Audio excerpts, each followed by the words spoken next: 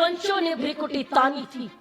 सुनाओ अपनी बेटियों को ये कहानियां। 16,000 रानियों ने जोर किया, खिल के आता है कंदनाता हुआ। कहाँ है वीर पद्मिनी, कहाँ है पद्मिनी? युद्ध में उन्होंने बेटियों की क्या हालत किया, उस चित्र को देखिए। तब मुझे समझ में आता है क्यों कहा होगा लोगों ने कि मरने के बाद भी मेरे शरीर को न छू पाए। ये नहीं बताएंगे सिंहासन ही लूटे राजवंशों ने भ्रिकुटी तानी थी। बूढ़े भारत में भी आई फिर से नई जवानी थी और गुमी हुई आजादी की कीमत सबने पहचानी थी। दूर फिरंगी को करने की सबने मन में ठानी थी। चमक उठी सन 57 में वो तलवार पुरानी थी और बुंदेले हर बोलो के मुख हमने सुनी कहानी थी। बोल दीजिए, खूब लड़ी मर्दानी वह तो, खूब लड़ी मर्दानी वह तो। सुनाइए झांसी की रानी की कथा और फिर आए कोई राक्षस आपकी बेटियों पे कुदृष्टि डालने।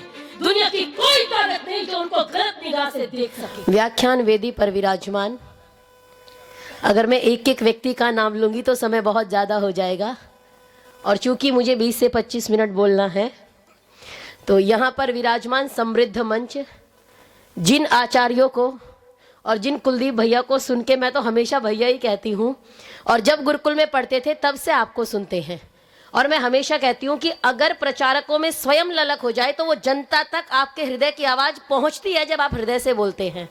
तो ऐसा यहाँ पर समृद्ध मंच, सभी धर्म प्रेमी सज्जनों, श्रद्धेय मातृशक्ति, आइए थोड़ी सी चर्चा आपके सामने करने के लिए उपस्थित हूँ। और आप ये समझिए, आचार्य जी ने, मैं कह रही थी आत्मा पे इतना अच्छा आपने बोला कि आत्मा पे भी बोलते हुए सुनते हुए हमको नींद नहीं आई। नहीं तो कई बार होता है गुरु जी अपना बोल रहे हैं, हम आराम से अपनी नींद निकाल लेते हैं। लेकिन इतना सुंदर आचार्य जी का व्याख्यान हमने सुना, तो आचार्य जी ने एक शब्द का प्रयोग किया था, अनेक किए थे, तो उन्हीं के विषय को थोड़ा सा आगे बढ़ाती हुई मैं अपने विचार रखना चाहूंगी। उन्होंने एक शब्द का प्रयोग किया था, श्रवण। श्रवण अर्थात सुनना, जानना। हम सुन क्या रहे हैं, हम जान क्या रहे हैं, सबसे महत्वपूर्ण वो है। हमारे यहां कहा जाता है माता निर्माता भवती, मां बच्चे की प्रथम गुरु है, निर्माण करने वाली है। सबसे पहली गुरु कौन है जी? मां। और जो बालक की प्रथम गुरु है मां, वो स्वयं गुरु जी के चक्कर में घूम रही है, तो बालक का उद्धार कैसे होगा? ये बताइए। जो बता दिया पहली बार, आचार्य जी कह रहे थे ना, ज्ञान पहली बार जब आपको पता लगा, एक व्यक्ति ने अपनी दुकान खोली, दोपहर में हम सुन रहे थे दुकानें उनकी तेजी से क्यों चल रही हैं। मैं एक शब्द में जवाब देती हूं, इसलिए चल रही है क्योंकि जहां बुद्धि का प्रयोग ना करना पड़े वहां मेरे वाला डिपार्टमेंट सबसे पहले मिलेगा आपको, सबसे ज्यादा मेरा डिपार्टमेंट मिलेगा। मेरा डिपार्टमेंट मतलब मेरी माताएं बहनें। अब आर्य समाज में आओगे तो आत्मा के विषय में सुनना पड़ेगा, परमात्मा के विषय में सुनना पड़ेगा, और वहां जाके कुछ करना ही नहीं है, बस जोरदार ताली बजाओ और हो गया काम। पार्वती जी के भजन सुनो, ताली बजाओ, शिव जी के भजन सुनो, ताली बजाओ। एक जगह केवल ताली बजानी है और दूसरी जगह दिमाग लगाना है, तो दिमाग वालों की भीड़ हमेशा कम होती है। और मैं तब भी कह रही थी पांडव 5 थे लेकिन कौरवों की नाक में दम कर दिया। तो तुम्हारे दुकानों के मुकाबिल, तुम्हारे लश्कर के मुकाबिल हम इतने ही काफी हैं। फैसला मैदान में होगा कि मरता कौन है, फैसला मैदान में होगा कि मरता कौन है। लेकिन उसके लिए जागरूक होना पड़ेगा। मैंने दोपहर में कहा जिसको जहां मन करे वो देवी मैया की मूर्ति रखो, और हम प्रारंभ हो जाते हैं वहां पे जल चढ़ाने के लिए, हम शुरू हो जाते हैं वहां पे चादर चढ़ाने के लिए। हम मुर्दा फूंक के आते हैं तो घर में बिना नहाए प्रवेश नहीं करते। करते हैं कि नहीं करते? नहीं करते। लेकिन पीर बाबा पे जाएंगे और वहां जाके काला धागा बनवाएंगे। आप ये बताओ, जिससे खुद की दुकान आपके बिना चल नहीं पा रही, उसकी दुकान को चलाने की आवश्यकता आपको क्या है? ये विचार करने की आवश्यकता है। श्रवण क्या कराना है? अपनी बेटियों को लक्ष्मीबाई की कहानी सुनाइए, लेकिन माताजी को खुद पता हो तो बताएं भी। रानी लक्ष्मीबाई एक ऐसी नवयुवती जिनके पति इस दुनिया में नहीं है। अंग्रेजों को लगा अरे 23 साल की नवयुवती है, पढ़ के देखिए वृंदावन लाल वर्मा की लिखी हुई पुस्तक झांसी की रानी। उनको लगता है 23 साल की लड़की है, हम अंग्रेजों के सामने मुकाबला करेगी, लेकिन वो भारतीय महिला को जानते नहीं थे। पति दुनिया में नहीं है और बच्चा गोद लिया हुआ है, दत्तक पुत्र है, और वो खड़ी होकर के कहती है मैं जीते जी अपनी झांसी नहीं दूंगी। इसीलिए सुभद्रा कुमारी चौहान ने कहा था, सिंहासन हिल उठे राजवंशों ने भ्रिकुटी तानी थी। सुनाओ अपनी बेटियों को ये कहानियां, लेकिन ये नहीं सुनाई श्याम चूड़ी बेचने आया, मनियारे का वेश बनाया, शिवजी को भंगेड़ी बना दिया। ये गीत हमने बनाए, ये नहीं बताएंगे सिंहासन हिल उठे राजवंशों ने भ्रिकुटी तानी थी, बूढ़े भारत में भी आई फिर से नई जवानी थी, और गुमी हुई आजादी की कीमत सबने पहचानी थी, दूर फिरंगी को करने की सबने मन में ठानी थी। चमक उठी सन 57 में वो तलवार पुरानी थी, और बुंदेले हर बोलो के मुख हमने सुनी कहानी थी। बोल दीजिए, खूब लड़ी मर्दानी वह तो, खूब लड़ी मर्दानी वह तो। सुना ये झांसी की रानी की कथा, और फिर आए कोई राक्षस आपकी बेटियों पे कुदृष्टि डालने। दुनिया की कोई ताकत नहीं जो उनको गलत निगाह से देख सके। वेद कहता है ऐसा बनाओ अपनी बेटियों को जैसे मध्याह्न का सूर्य। 12 बजे जब सूर्य पूरे ताप पे होता है तो आंख उठाने का कोई साहस नहीं कर पाता। हम अपनी बेटियों को बनाते छुई मुई। दुर्गा जी का व्रत करेंगी, पता लगा जी चक्कर आके गिर गई। ये हमारी बेटियां हमने बनाई। जिस देश में माता पद्मिनी जैसी बेटियां हुई हो, 16,000 रानियों ने जौहर किया। इतना गौरवशाली इतिहास रहा। अतीत तो महान था, भविष्य भी महान है। सुधर जाए वो जो कि वर्तमान है, सुधर जाए वो जो कि वर्तमान है, उसको सुधारने की आवश्यकता है। आज मेरी और आपकी बेटियां दूसरों की बेटियां नहीं है, सबसे ज्यादा हमारी और आपकी बेटियां हैं।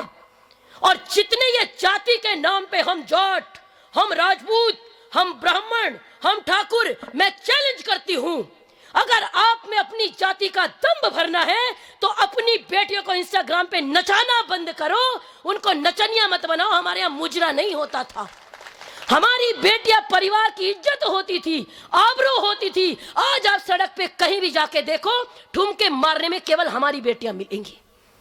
अलाउद्दीन खिलजी ने कहा शीशे में देखना चाहता हूं। अरे गौरवशाली इतिहास है हमारा। लहुमूल्य देकर रोशनाई का कलम को क्यों नहीं पढ़ाया गया ये इतिहास? बाबर का बेटा कौन है भैया, हमें उससे क्या करना? विदेशी आक्रांता है जिसके नाम के भारत में सुलभ शौचालय के अलावा कुछ होना नहीं चाहिए। उस बाबर का इतिहास हमारी पीढ़ियां रट रही हैं, ये हमारा दुर्भाग्य है।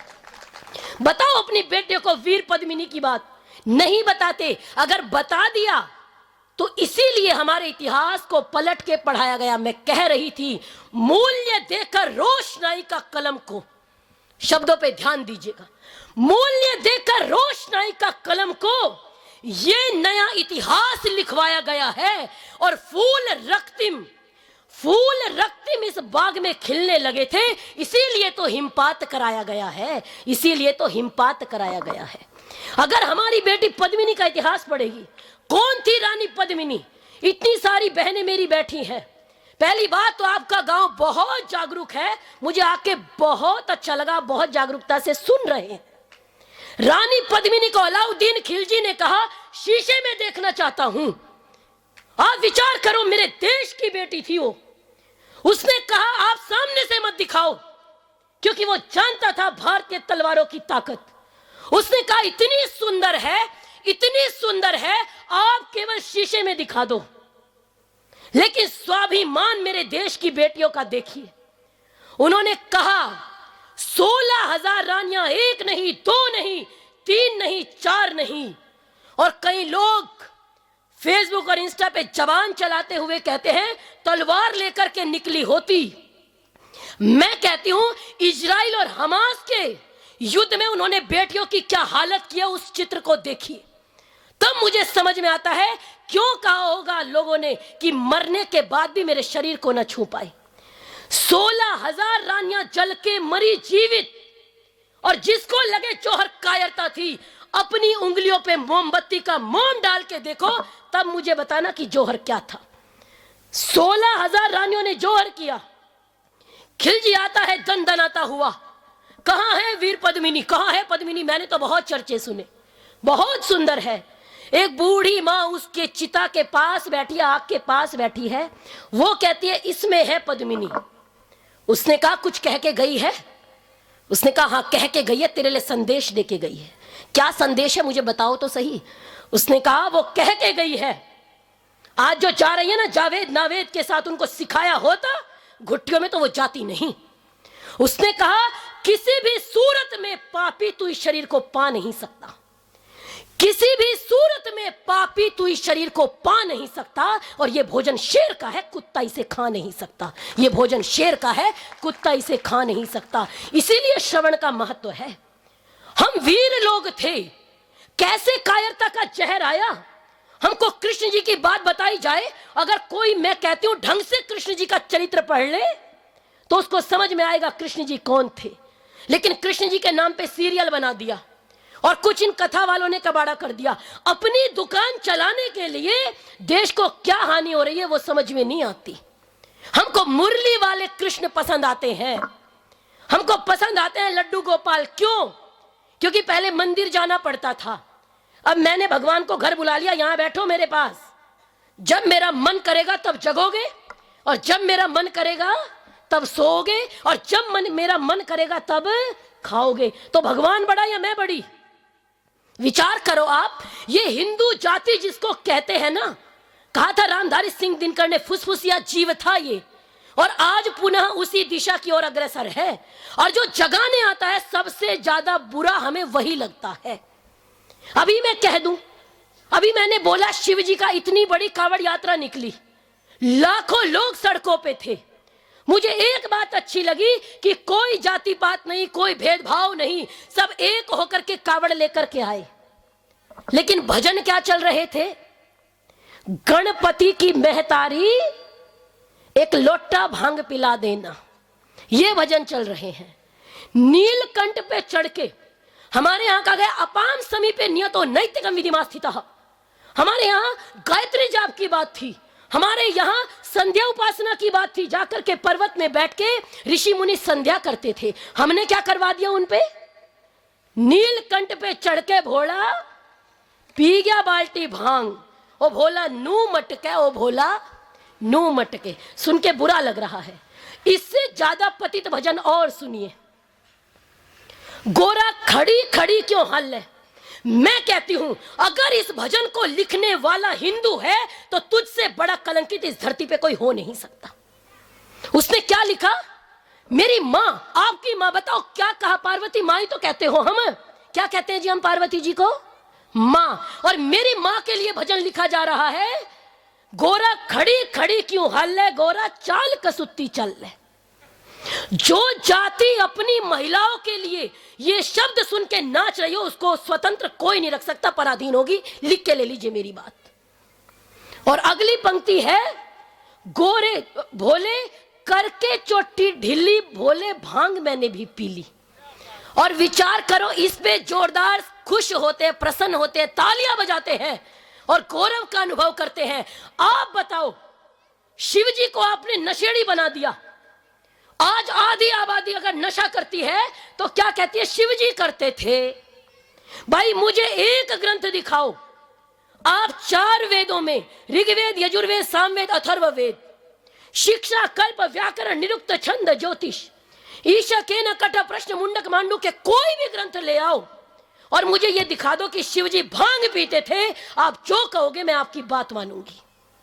लेकिन शिव जी को भंगेड़ी बना दिया। क्यों? क्योंकि अपने स्वार्थ के लिए। और जिसकी औलाद निकम्मी होती है उसके बाप सड़कों पे ही नाचते हैं। ये याद रखिएगा, बात कड़वी है लेकिन ज्यादा मीठा खाने से शुगर की संभावना बढ़ जाती है। तो आप ये समझिए, नीम का काम करने के लिए उपस्थित हूं। मुझे कवि विनीत चौहान की पंक्तियां याद आती हैं, अगर पौरुष महकती शाम के अधीन हो जाए। कृष्ण जी को एक सीरियल बना दिया। जब भी कोई बहुत ज्यादा प्यार की बात कर रहा हो, आहा कृष्ण, अगर आपने वो सीरियल देख लिया तो आप योद्धा कृष्ण को भूल ही जाओगे। याद रखिए, विनीत चौहान कहते हैं, अगर पौरुष महकती शाम के अधीन हो जाए, तुम्हें सोचो कि रण में जैसे बाजुओं को कौन तोलेगा। और अगर हम भी प्यार की भाषा बोलने लग जाएं तो फिर आग की भाषा को आखिर कौन बोलेगा, तो फिर आग की भाषा को आखिर कौन बोलेगा। अपने कृष्ण जी का सही स्वरूप श्रवण कीजिए। यहाँ पे पुस्तकें अपने घरों में लाइए, उनको पढ़िए। केवल बांसुरी बजाते थे तो महाभारत में सुदर्शन चक्र कौन रखता था। इनसे ज्यादा स्वरूप जो सीरियल वाले तो बिगाड़ ही रहे हैं, कथाकार तो बिगाड़ ही रहे हैं, इनसे अच्छा स्वरूप तो मुझे हिंदी के कवि मनवीर मधुर का लगता है। वो कहते हैं भारती के शेरों शांति व्रत तोड़ दीजिए। कृष्ण जी का अपमान होता रहे और मैं मुस्कुराती रहूं तो हम तो नालायक है। अभी मुझे किसी ने कमेंट किया, आपने जो कहा शिव जी के लिए, शिव जी तांडव करते थे, नाचते नहीं थे।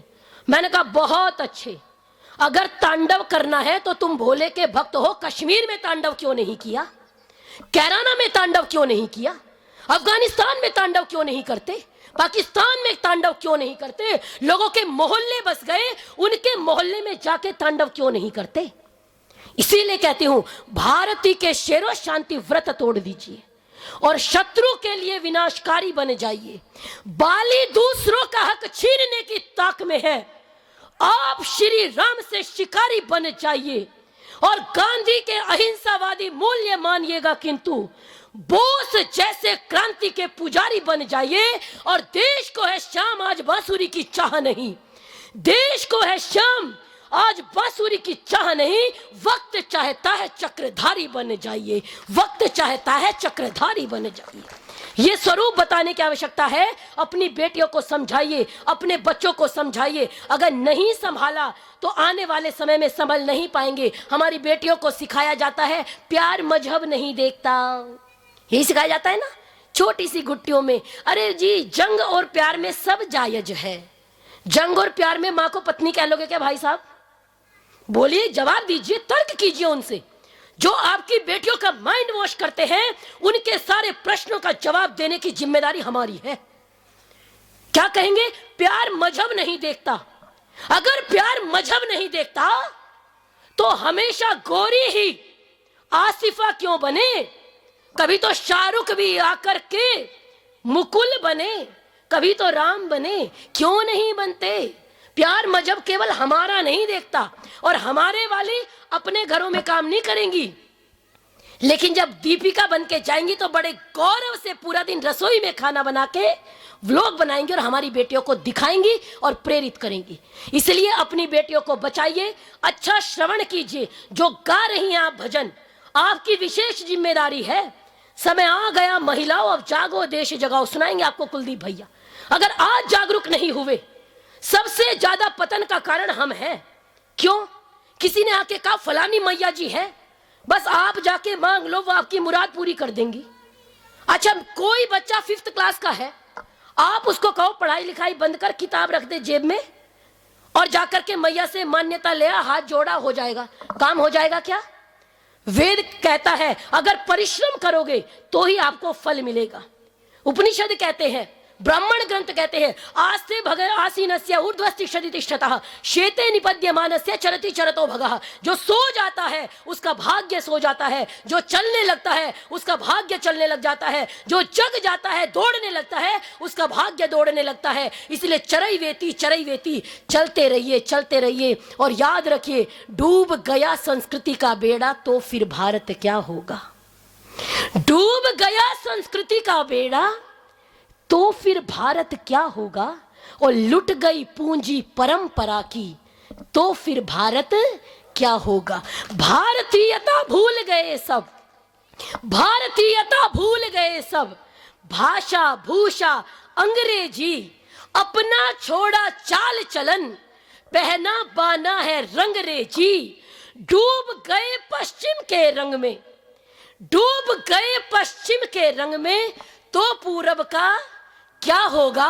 और डूब गया संस्कृति का बेड़ा तो फिर भारत क्या होगा। और अगर इसको बचाना है, बस एक लाइन में अपनी बात कह के वाणी को विराम, अगर इन सब पाखंडों से बचना है, अगर इन सब कहानी कथाओं से बिना बात के, जिनका कोई सिद्धांत नहीं, जिसकी वेदों में चर्चा नहीं, जिसकी उपनिषदों में चर्चा नहीं, अगर इनसे बचना चाहते हैं तो इसका एकमात्र उपाय है, आर्य समाज में आइए, स्वामी दयानंद के सत्यार्थ प्रकाश को पढ़िए, व्यवहार भानु को पढ़िए। एक अकेले व्यक्ति इतना काम करके गए, और मैं कहती हूं उनके बताए पद चिन्हों पर अगर हम चल भी लें तो भी बहुत बड़ी बात होगी। याद रखिए, अगर आज खामोश रहे तो कल सन्नाटा छाएगा। अगर आज खामोश रहे तो कल सन्नाटा छाएगा, और आग लगेगी हर बस्ती में तब याद दयानंद आएगा। आग लगेगी हर बस्ती में तब याद दयानंद आएगा। जागरूक रहिए, जागृत रहिए। वयम राष्ट्र जागृयाम पुरोहिता, हम राष्ट्र के जागरूक पुरोहित बने। आचार्य जी ने श्रवण शब्द बताया था, हम क्या सुने, क्या सुन रहे हैं, क्योंकि जो सुनेंगे वही हमारे विचारों में आएगा। तो अच्छा विचार करें, अच्छा सुने। आप लोगों ने बहुत अच्छा सुना, और 2 दिन से मैं आपके बीच में हूं, कल भी थी। इतनी ज्यादा जागरूकता, इतना ज्यादा संगठन की भावना, इतने ज्यादा रात्रि में इतनी माताओं की संख्या मैंने आज दूसरी बार देखी। एक बार जोरदार तालियां अपने गांव के लिए बजाइए, अपने आसपास के लोगों के लिए बजाइए। और आपके सामने आचार्य प्रशांत जी बैठे हैं। क्या होता है ना, घर की मुर्गी, लेकिन मैं यहां पे ऐसा देख नहीं रही हूं।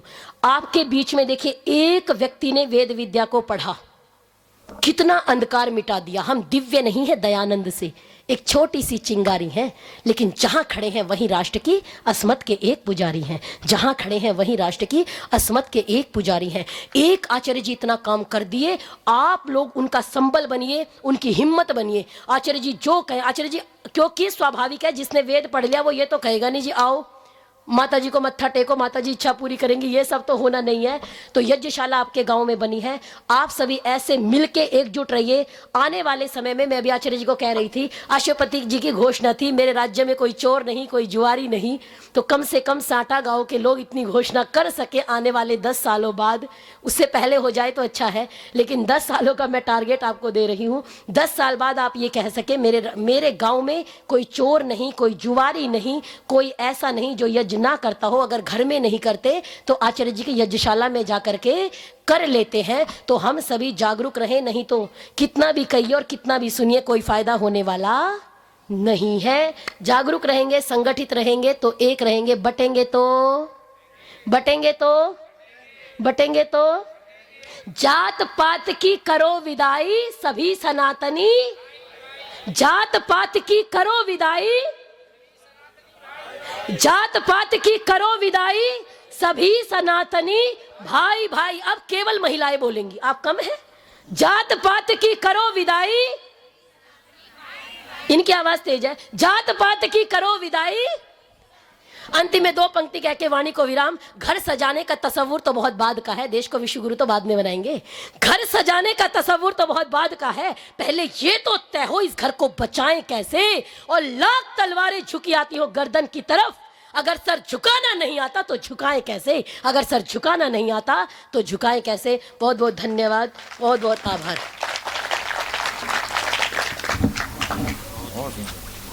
मुझे नहीं लग रहा मुझे कुछ कहने की आवश्यकता है। आपका उद्बोधन जहां तक मैं समझ पा रहा हूं, हमारे गांव के पिछले 5 कार्यक्रमों के इतिहास में ये पहला सत्र होगा जो गांव की स्मृतियों में सहेज कर रखा जाएगा। आपने बहुत सुंदर बात कही। 1857 की झांसी की रानी को तो हमने नहीं देखा, आप 2025 की झांसी की रानी को आपने अभी देखा। मुझे लग रहा है इनके हाथ में अगर तलवार दे दी जाए तो वही मंजर होगा जो 1857 में था। हम मंथन कार्यक्रम में थे, अभी तो दूर बैठे हैं, एक सोफा था उस पर 4 लोग बैठे थे, ऐसे ही तो मैं बिल्कुल बगल में बैठा था। आपने वीडियो देखे होंगे, जब ये बात करते हैं तो इनके ना आंखों के जो धागे होते हैं ना, कई वो लाल हो जाते हैं बोलते समय। वो आंतरिक एक जोश है, वो आप तक पहुंचाना चाहती थी। हमारे हृदय की पीड़ा आप समझिए। वक्ता देखो उधर वो कहते हैं, कहने वाले बागेश्वर धाम 1 CR तो चाहिए ही चाहिए। CR का मतलब करोड़ होता है, 1 करोड़ तो चाहिए तब हम मंच पर आएंगे। तो यहां पर सेवा का भाव है, यहां पर मेवा का भाव नहीं है। आपके अंदर यदि श्रद्धा है, यदि आप विद्वानों की सेवा करते हैं, उनकी बात सुनते हैं, तो आपको बहुत कुछ मिलेगा, मेवा आपको मिलेगी। हम विद्वानों को कुछ नहीं दे सकते, हमारे पास कुछ भी देने को नहीं है। हम जितना ले सकते हैं उतना ले सकते हैं। हमने शिवजी के नाम पर पता नहीं क्या क्या हमने बना दिया। अभी आपने सुना अभी चिलम फूंक रहे हैं शिवजी के नाम से, है ना। हर हर महादेव तो बोलते नहीं, वो क्या बोलते हैं, कुछ बम बम बम बम या पता नहीं हथगोला, जो भी है, चिलम फूंक रहे हैं। 1857 की क्रांति में सबसे प्रसिद्ध नारा कौन सा था? कौन सा नारा था? हर हर महादेव, नमः पार्वती पतये हर हर महादेव। ये कहने के बाद में तलवारें उठ जाती थी। वो महादेव जो हमारा मार्गदर्शन करते थे, जिनके हम योग की छाया में अपने आप को संरक्षण पाते थे, वो हमने पता नहीं क्या क्या गंजेड़ी बना दिया। वो ऐसी टी शर्ट छप के आती हैं, चिलम फूंक रहे हैं उसमें शिवजी के नाम से। वास्तव में ऐसा नहीं है कि महादेव चिलम पीते थे इसीलिए हम पीते हैं, ऐसा बिल्कुल भी नहीं है। हमें चिलम पीनी है इसलिए महादेव को पहले पिलाते हैं, क्योंकि उसके बहाने, उसी की आड़ में उनको ढाल बना करके हम अपने व्यसनों को, अय्याशियों को पूरा करते हैं। हम वास्तव में नाम के सनातनी हैं, काम के बिल्कुल भी नहीं है। आपका बहुत सुंदर उद्बोधन हमारे लिए रहा। आपका बहुत बहुत बहुत बहुत बहुत बहुत धन्यवाद।